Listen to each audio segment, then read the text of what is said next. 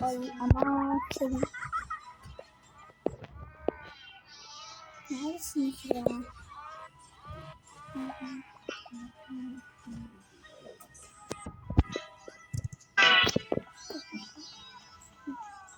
Yine öğrenci.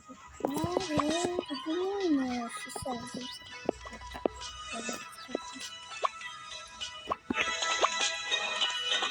Nerede?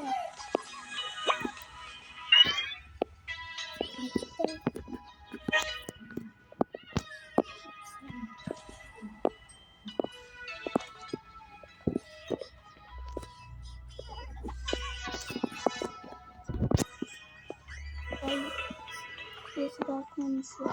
Ne? Neredesin? Bulamıyorum bir türlü.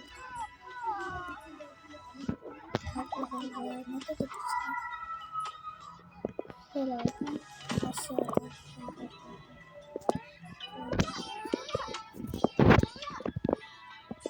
Sınıf nerede? Nasıl şurada?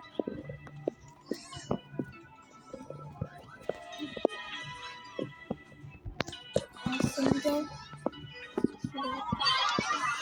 Seyhan. Ben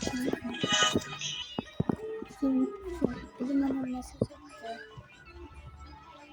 Aaa.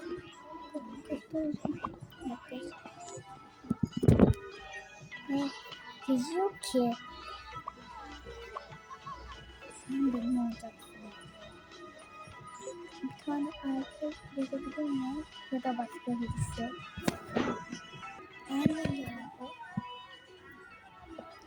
O şey olabilir mi?